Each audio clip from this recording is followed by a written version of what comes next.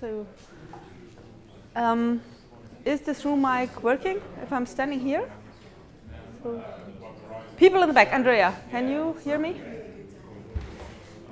Like this? Ah, okay. So, not much walking about then. That's disappointing.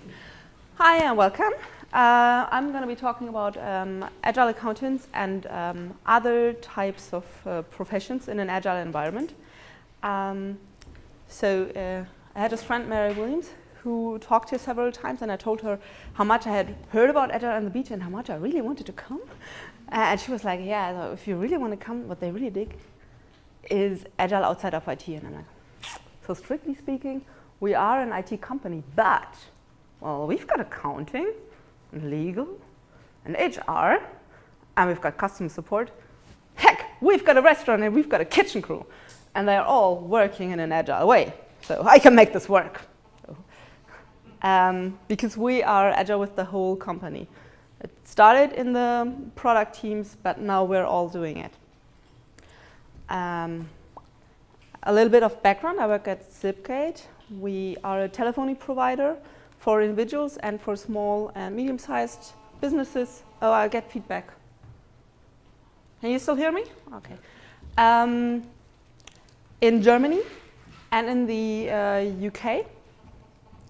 And right now we are about 120 colleagues. And when we started becoming Agile, we were 60, 65 in 2010. So we grew. And the ratio has always been that about half of the people are in product teams. They are technical people, so the developers, but also UX designers, product managers, Scrum Masters. I also count in that role. And the other 50% are kind of supporting these people or the customers directly. So like accounting, who book, travel accommodations, and okay, something I'm clearly doing wrong with the feedback. Oh, thank you.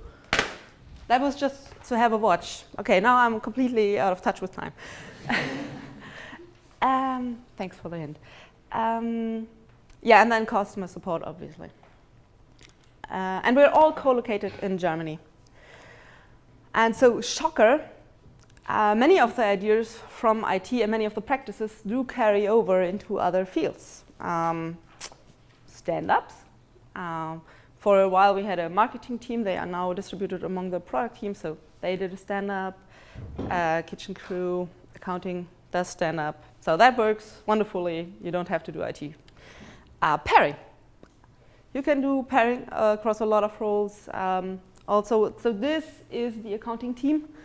Of course, you don't do it for every minute detail, but when you want to spread knowledge to increase the truck factor so that more people can do a certain task, you definitely want to pair for a while. Whenever something is extra critical or extra complicated, you can do pairing. Our HR team, they always, when we get an application, we react within 1 day. And if we don't want to proceed with them, we give them a qualified denial, cancellation, so you whatever the word is. Rejection, that's the word I've been looking for. And they also do this paired, usually also with somebody in the role that it's about. So if they are declining a developer will sit there with them and tell them why we're not taking that person, what is missing from the application, so that they can improve. And we have not been sued yet. So fingers crossed. So actually, people are grateful because they never get that at other places. Everybody else is just rejecting them and they have no idea why. So with us, at least they can do something different with the next one. I think all our teams do retrospectives, like really, all of them, because you can improve in any role and in any area, and retrospectives are such an amazing tool that I don't get why anyone would not do it. I brought an example. So this slide is in German because I copy-pasted it from a presentation that one of our customer support teams gave on, I think, like 4 or 6 months of Kaizen and retrospectives, what they had done, and the measures that they want to took. I'll just quickly. So They took stock of what channels of communication do we have and how can we simplify them and what is our standard and what time we want to reply to them. So they hadn't thought about that before. They introduced an important metric, the moldy ticket, which is the oldest unanswered customer ticket in the system. And they brought that number down from 2 weeks to less than a day, usually just 2 hours. They started doing Kanban because they had trouble prioritizing long-term tasks against the short-term tasks. They introduced a stand-up. They blocked some time to be free of meetings so that they could, some crunch time. And they had a rotating responsibility that somebody was the hub for interfacing. So when you had questions towards them, so that only one person would be interrupted and the others could work. And that works well. With that, actually, that practice a lot of teams do. Not usually product teams, but for example, the system administration, they have one person responsible every week, and it rotates so that every person can do it, and every person gets to do fun stuff too. Not just the pesky, I forgot my password. And one group, so many of the customer support teams, if the product is small enough, the customer support is part of that product team, but we have our main product is a virtual PBX, and the support team for that is too big to become part of a product team because there are 12 people, and if you put that on top of a product team, that's just like a big, we wouldn't know how to manage that. So we have that big team of 12 people who staff a hotline, and they have a morning shift and an afternoon shift. In many ways, they have the most constraints of any team in the company because, yeah, the hotline has to be staffed. And what that meant was that this team had real difficulty to find time for retrospectives because they were these 2 shifts. It was really difficult. We use an internal social media, Yammer social network, so think Twitter or Facebook, but just for your company. And what they did was just like, hey, people who really want to do retrospectives, we think it's important. We need people to staff the hotline. You will help customers just by being human. If you can't help them with their problem, you can create like an email ticket. Essentially, it becomes an email ticket. You can write it down, but you will have soothed the customer just by being there. So please sign up for this pool, and every 2 weeks we will pick 3 people for 2 hours to staff that hotline. Okay, today would actually have been my turn, so sorry about that. Do you have to do it when you get back? Yeah, well, in the next, so 2 weeks from now, it's definitely going to be my turn because this was the second time I couldn't make it. So I'm really ashamed because I really want to do it. I think it's great to pitch in, and I have telephone anxiety, so this will be good for me to practice. Yeah, and I just think it's amazing that they solved in such a way. But other people have done it, and it's worked wonderfully so far. And they have done 3 or 4 retrospectives and already changed some things around. So you feel the effect afterwards. Yeah, and I just like how, yes, of course, we have these smaller teams, but I think 120 people, so I think the number is 150. We are small enough that we can still see each other as a team and have a common goal that we work together. And in this case, the goal is that obviously we want to provide good customer support, but still improve on the whole and learn as an organization. Another thing that you can do is actually automate outside of a team, because when people think of automation, they usually think of testing and deploying or unit tests. But you can automate outside, or well, I'm not sure if you would call it automate, but we had the situation that our accounting team came and wanted they wanted to hire someone because we had more customers and they couldn't keep up with it. And when we looked at the task that they wanted this new role, that new person to do, we found out actually many of the things were what we in Germany call Affenarbeit, so monkey work. It's where you sit, you can't really get satisfaction out of it, because why is a human even required to do that? This is something that the system should automatically do, like handle a cancellation. stuff like that, where you just manually do the same task over and over and over for several customers. So that doesn't scale if a human has to do it. So instead of hiring a new accountant, 2 developers went into the accounting team and they automated the bejesus out of it. So that now we just don't need a new accountant because we are take care of that. The system takes care of it by itself, and nobody's wasting their precious life hours with doing stuff that shouldn't actually be happening at all. I've got another example. Same thing, customer support wanted more. So the same people with the hotline, they needed new people because we had more customers. And instead of doing that, a whole team bit the bullet and they started fixing the low volume bugs. That doesn't mean they're easy, it just meant that not that many customers were affected, but we had a lot of them. And we had never gotten around to doing them because it's hard to prioritize this kind of bug, because if only ever 5 people are affected, it's hard to say which one of those 5 people is more important than the other group of 5 people. And they did that and did that and did that, and they brought down the ticket volume. They halved it, 50%, and I think that's amazing. There was a lot of work, but this is work that scales. Hiring new people doesn't scale so well. I think one important difference between the product work, so most of our product teams, or all of them, are doing Scrum, or some variant of Scrum. But the work outside of the product teams tends to be more repetitive. You have tickets every day. You have applications every day. When you're in accounting, there are travel accommodations to be booked every day, Scrum is not a very good fit for that. But many of those teams use Kanban for both the short-term repetitive work and the long-term work. So they often have like 2 quadrants, they've halved the board for the short-term and the long-term work. And this works, Kanban works really well in this kind of environment. So far I've covered stuff that is which you can find in several, so the usual stuff.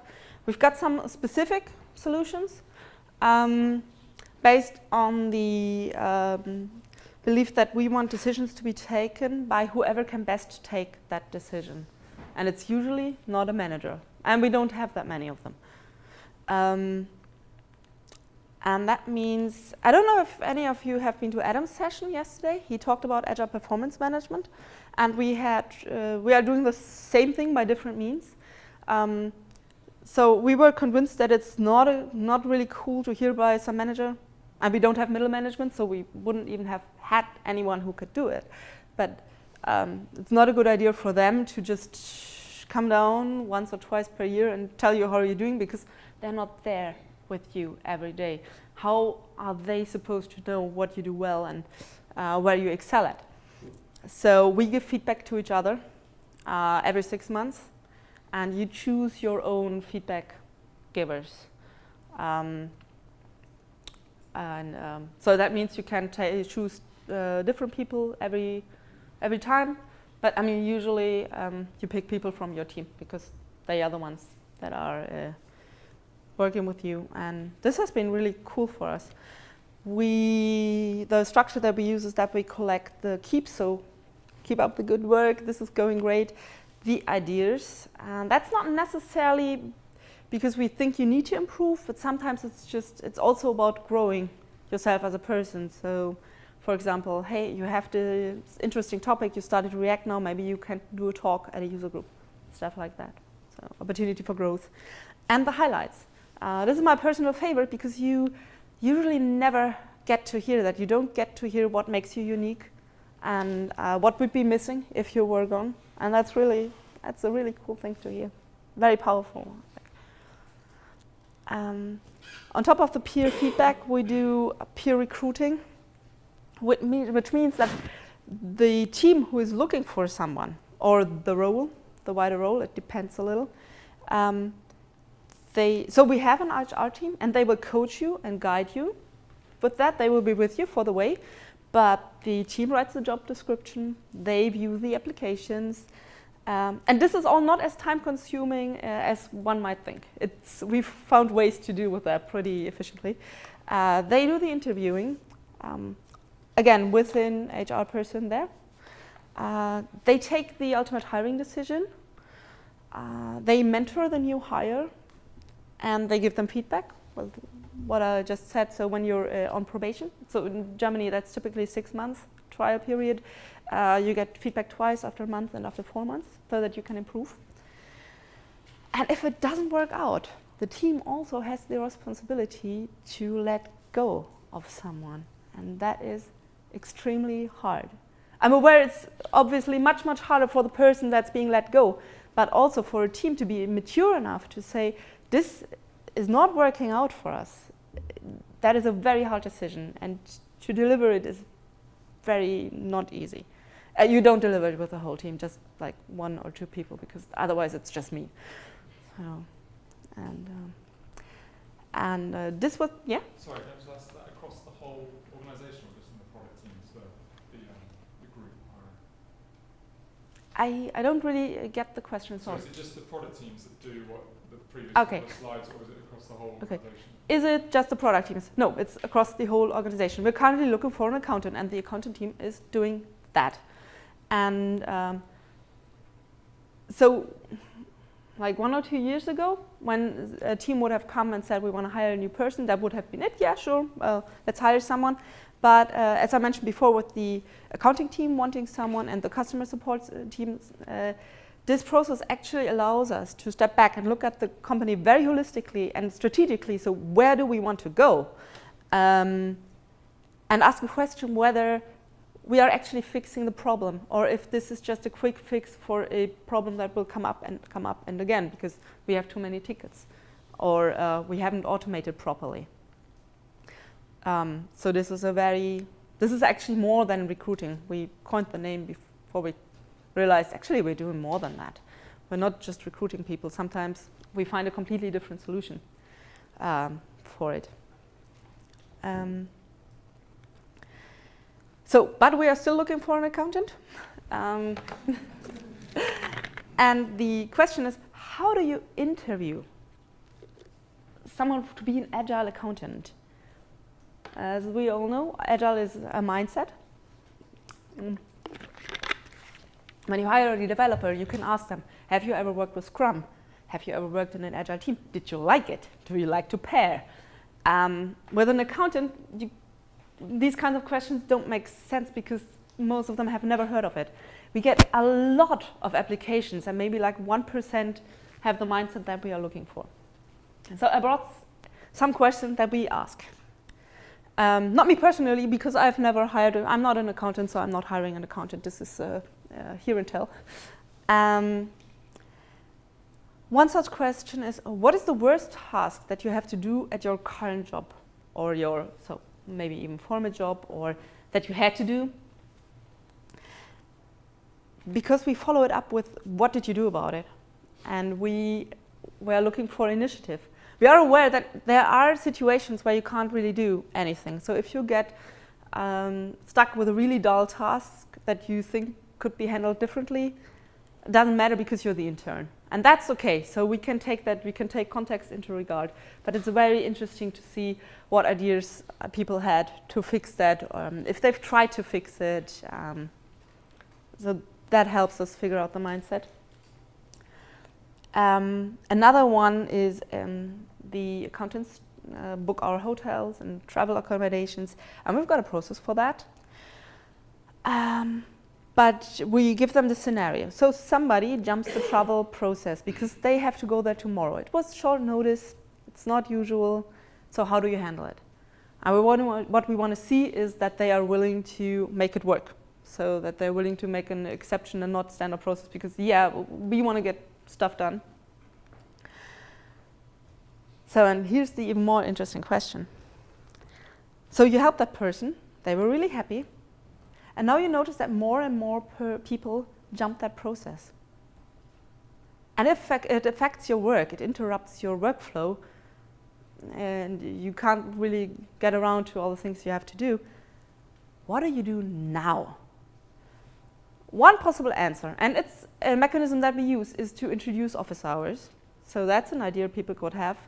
Yeah, I will tell people to come between 10 and 12, and then I can work on my stuff uninterrupted the rest of the time. It's not a bad answer. An even better answer is if people are able to zoom out and say, I think I would probably ask why. Why are they jumping the process? Maybe the process is bad. Maybe it's complicated, or they don't know what to do, unclear, too long. So that would be an even better mindset-wise thing to look at.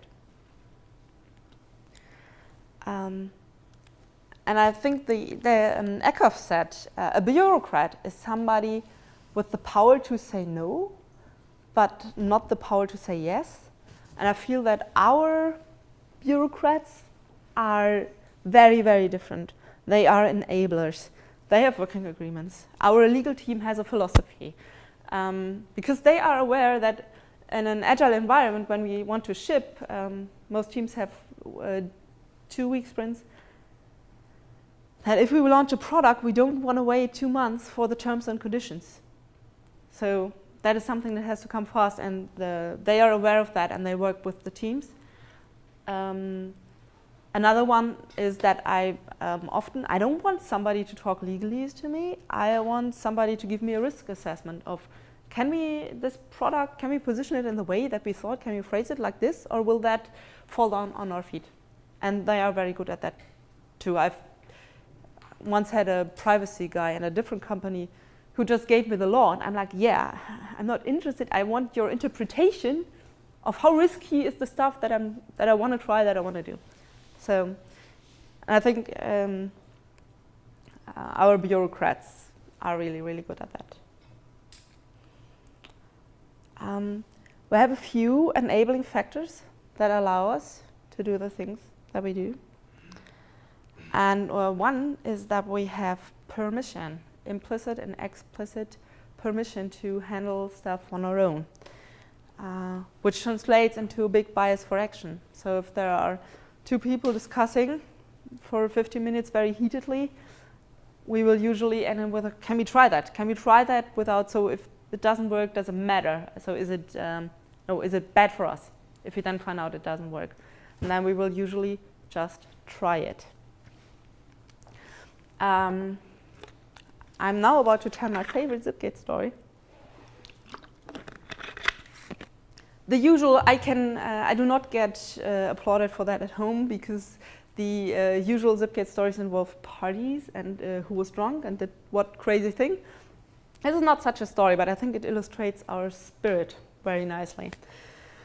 For that, you gotta know that we do an open space every second Friday, where with the whole company again.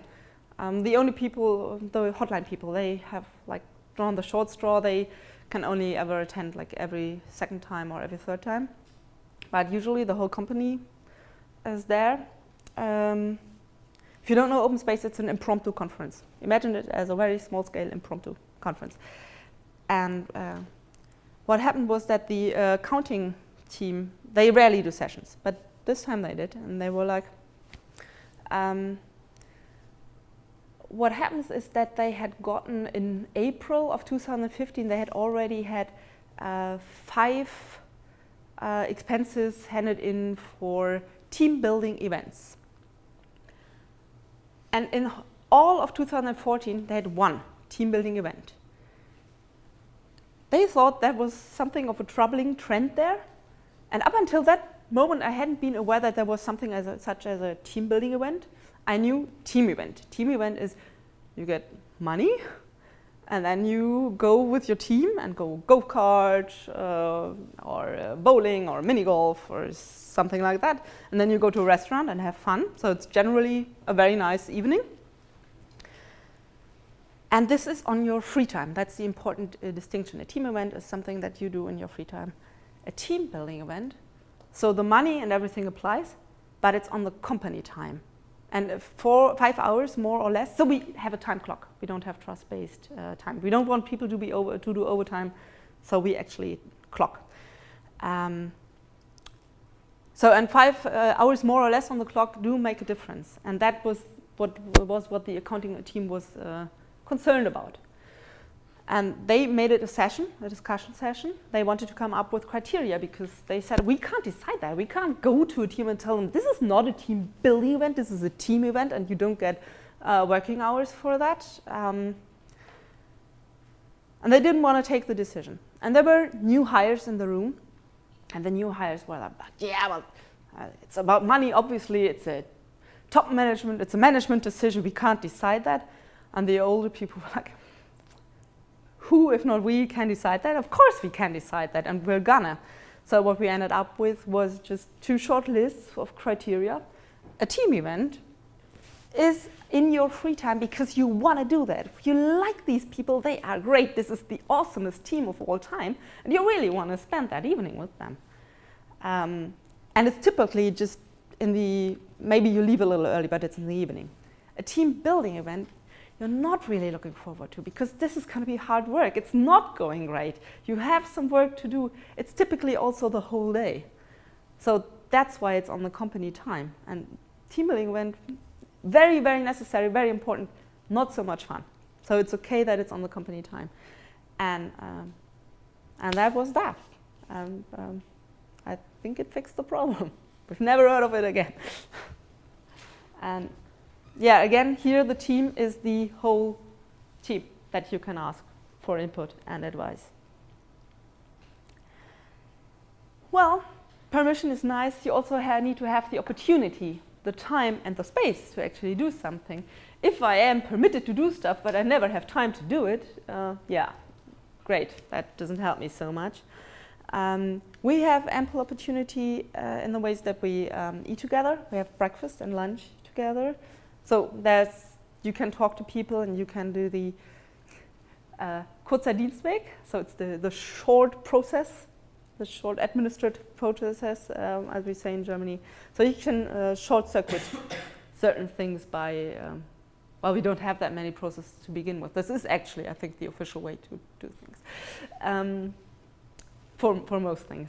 So yeah, we don't need process because we see each other so many times. And 120 is a very nice number because you can still know everyone's name. And that's important too. And you know whether they have children, what their names are. And the other big opportunity that we have is Open Friday. Because we can do the sessions, and that's a lot of time to discuss and arrange and decide things. And for the more technically minded, yes, you can also implement stuff and ship stuff. Because we already have continuous delivery.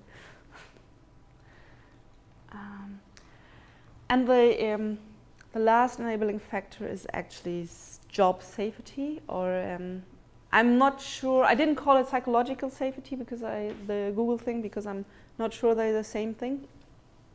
But it's very, in some roles, people are more unsure or of their job than in others. As a developer, developers rarely fear for their jobs. Customer support is more often fearful, and especially the kitchen crew.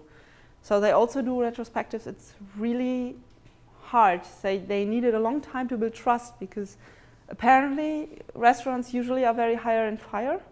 We don't want to do that, but it takes a lot of time to get out of that mindset that if I say anything critical, or even more, to not get just defensive if somebody criticizes me and my work, that this other person just wants it to be better in the future. It's not about the past, it's about where can we go from here, how can we do better. And yeah, not being defensive, that sometimes takes a long time, and it's different for different roles, and it's important to keep that in mind. And I was much faster than I was in the practicing, so thank you for being here. Are there any questions? Yes. The non-IT teams, do they get support from Agile coaches and Scrum Masters? Okay. Do the non-IT teams get support from Scrum Masters or Agile coaches? Yes, they do, some of them. So we have a Scrum Masters shortage. But for example, the accounting team and several customer support teams do have Scrum Master support. that is also because the product teams are very mature by now. Many of them don't need as much support because they've got the basics down, and they most of the stuff they handle themselves. So the non-IT teams right now actually get more support because they are younger in the whole process. And you can sometimes there's clashes within the company, that there are people who are very far with the mindset change and others are not so far. And do they have to ask for the support, or is it given to them on a regular basis? So Okay. are they accompanied, or are they just supported when they ask for it and say, Okay. oh, could you do a retrospective? Okay. So the question is it a regular thing, or do they have to ask for it?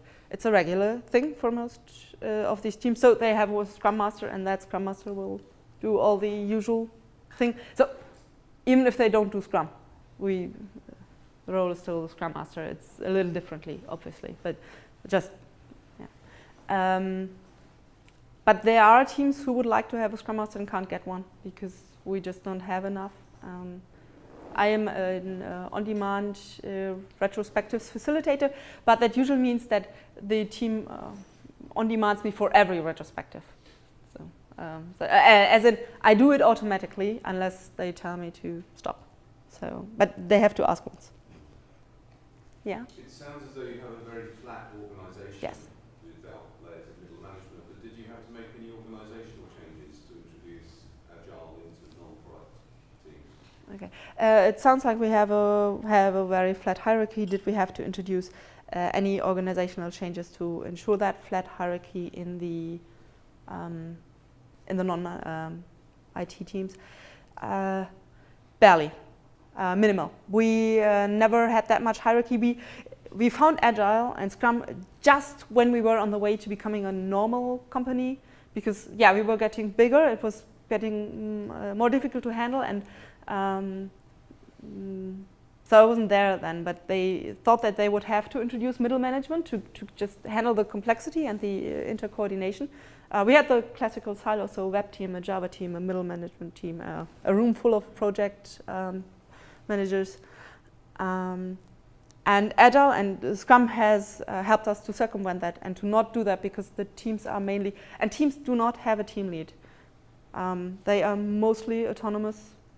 So they are, obviously they have to be aligned with the overall strategy, but it's a set, fire and forget. Well, not forget, but realign frequently. And I say barely because, for example, the customer support team had a team lead. And back then, obviously, we didn't have product teams, so none of the customer support people were in the product team. So we're like 20 people maybe. And he's still with the company. He's just not the team lead anymore. He now is a data scientist, data analyst. So he does the company numbers. We get a report with all the company numbers once per month for everybody. And he does that now, together with some other people. So they also are a team. I think you and then Ellen. So did the spread of Agile, was it kind of from the top, or did one department start doing it and everyone else sort of caught on? Okay. How did it when it first initially started? Okay. How did Agile get started? Was it a top management thing, or did it start in one department? Top management, definitely. And I think that is crucially important because at a certain point you just can't advance with your whole becoming Agile thing if you don't have management buy-in. I also don't think that department-wise would have worked for us because we had these silos and we didn't have one overarching IT department where that could have come from. It was a top management initiative. Not everybody was happy. Most people were though. So it worked much better than what we had before because so many of the books, the companies come from very bureaucratic, very many processes, very rigid. We came from the other direction. We were completely chaotic. We didn't have a process. So the process was that the project managers would go make a round once per week and check up on what everybody was working on. So, and that also explains why some people weren't happy because it introduced a lot of process. We didn't get rid of process, we got process, which we really, really needed. Planning and grooming, those are good things to do and good things to have. Does that answer the Yeah. question? Okay. Yeah. So when you were talking about decision making, you alluded to some sort of alignment, and I was wondering, is that like strategy deployment, or is there some huge company-wide thing where you set a product roadmap, or what does that look like, I guess, to get alignment? Okay, so what is this alignment I'm talking about? Is it a roadmap or a overarching vision or a strategy map, or what do we actually use? Okay, thank you. Finger in the wound.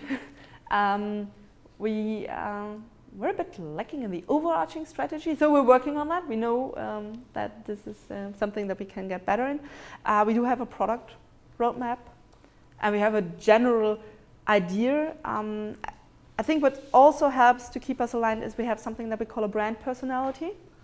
So we want all our products to be fair, transparent, open. We don't do lock-in, so you can cancel our services at any time, stuff like that, and that already helps a lot because I already know the direction. So like, how does legal know what feature is going to be deployed that they have to Okay. use a service or something? How does legal? That's an excellent question. Thank you. How does legal know that they have to come up with a terms and conditions for something? The team talks about when they're going to launch that feature during planning or grooming, and then they were like, "Hey, actually, we probably need terms and conditions for that new or amended in some way." And then they go to legal. So it's two guys. HR is the same. It's two women. So. And they go to either one of them and was like, "Yeah, we need that. Shall I write you an email, or will you just write it down on a sticky?" And then they take it from there. And it's often that before or after stand-up, somebody from the team will go to the legal team and check up on that. If they don't push, they're going to pull. And the product team knows that it's going to build that feature because of the technical roadmap. And roadmap. Really, just we don't plan ahead more than 2 or 3 months. Okay. Yeah. So, yeah. Your recruitment practices, team-based recruitment, team get to drop in. I can see traditionalists getting worried about groupthink, and I can see Agile people getting worried about lack of diversity. How do you avoid those problems? Okay. When we do the team hiring, how do we avoid groupthink and a lack of diversity in the people that we hire? Also, a question that I've recently started to think more about. The thing is, we really are looking for a specific mindset.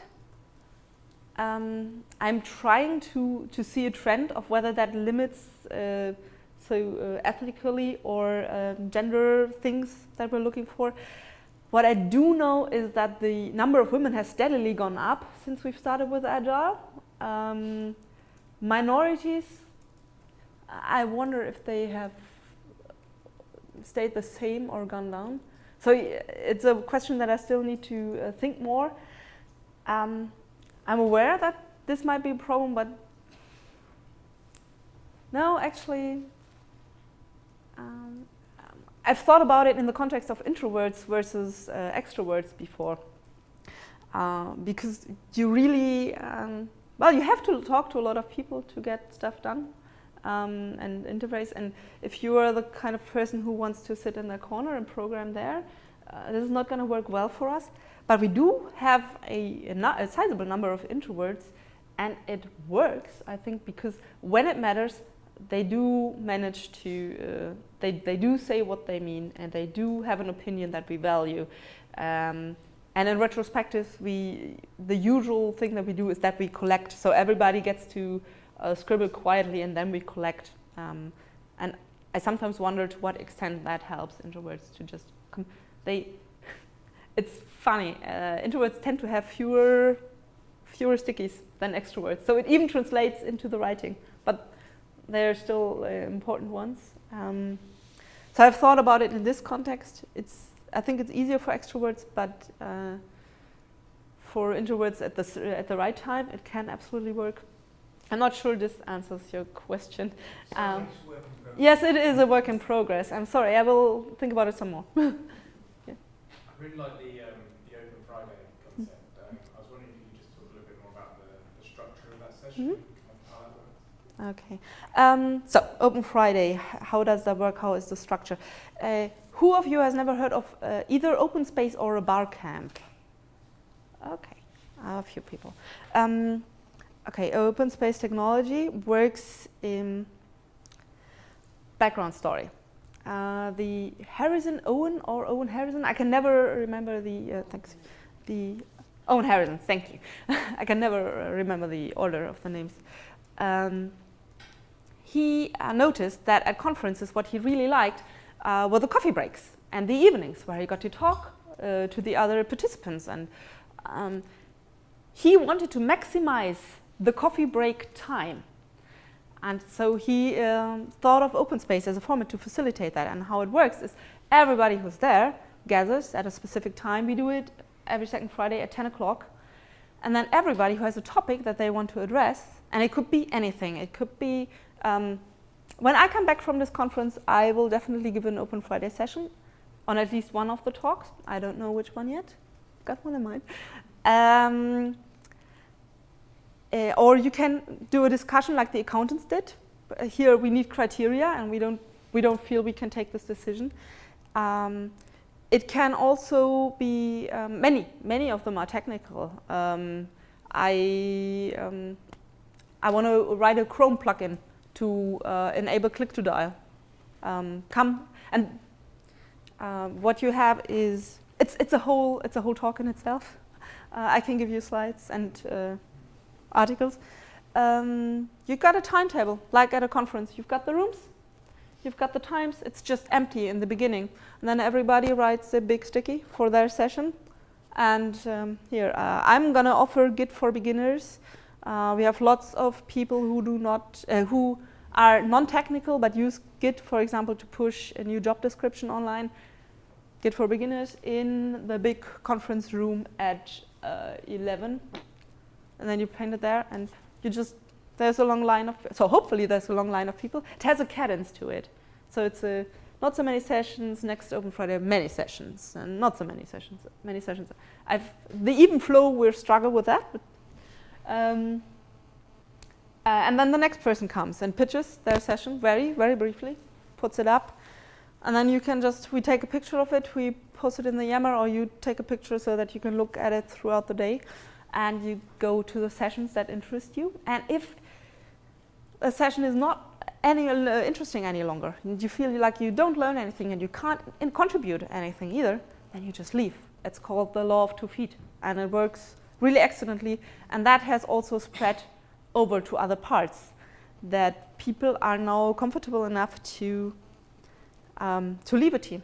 If they don't feel like they contribute anymore to their team, they use the internal transfer market to check out which other team might be interesting and interested in them. So law of 2 feet actually translates to a lot of things. And what Open Friday has done for us is that it has done away with a lot of the usual meetings. A session is more energized than a meeting, because people are all there because they're interested. And sometimes people come that you would never have expected. One of the accountants and one of the legal people who copied him later, they always go to the session that they have the least clue about to learn something. And I think that's brilliant. So they spend an hour on programming topics, and like, I only get like 15%, but those 15% are pretty cool. So that works nice for us. And yeah, it's called open space because you're supposed to go around and check out the other people, and it's working really well. And then in the afternoon there's the closing round at 4 o'clock, and then you get a brief summary.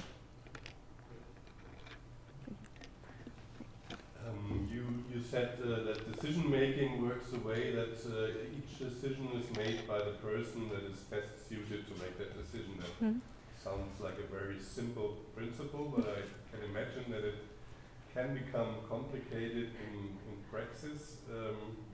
How do you decide which is the best person when several persons think they are the best suited person? Okay. And yeah, can you talk a bit about that? Okay. It's nice in theory to say that the decisions should be taken by the people who are best informed to do it. How do we actually decide which one is the best person?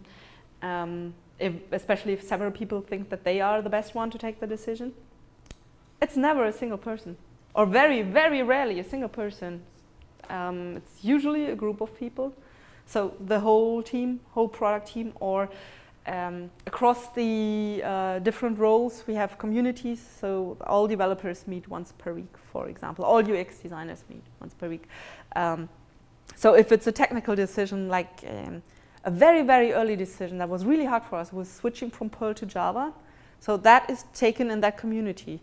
And it's so back then it was a lot of yelling and took ages, and we were really bad at discussing, and we would move around in circles for hours because also none of us had any facilitation skills. Like we could write stuff down, maybe that's a good idea to keep track of what we already covered. Nowadays we are much, much better. So the developer community, for example, they have all at least basic facilitation skills. They are really good at, are we still on topic? Is this relevant? Can we take this decision now? Do we even have all the information that we need? Maybe we have to talk to the sysadmins, and then they will actually stop discussing this if they find out, yeah, actually, no, we don't have a clue, we have to ask, we have to check back with someone, and then we can take the decision. So it's usually not a person, and I don't know. So in the end, then it's often a majority vote, but after we've narrowed it down a lot. So it's not strictly consensus, but near consensus. So if there are really warring parties, then we have to find a different way. Okay. Thank you for coming. Okay, she tells me we're done. I'm sorry. Okay. It's okay. You can go for one more. Okay, one more. Okay. I'm from the Netherlands. We have quite a lot of people working part-time. So an open Friday would be an issue because the same people wouldn't be there. I don't know if you have the same challenge in Germany, or if so, how do you cope with that? Okay. In the Netherlands, a lot of people work part-time. How does something like Open Friday work there? Not well. We don't have a lot of part-time people, and we know that it's a problem. So we've purposefully set the company up to be co-located and to spend a lot of time together. Part-time is not conducive to that. We have people who work part-time. For example, one of the accountants works 4 days a week, and the day he doesn't come is not the Friday, it's the Monday, because Open Friday is important, and he wants to attend that. So it does work with the limits. I don't have a good solution for that one. Sorry. Okay, thank you.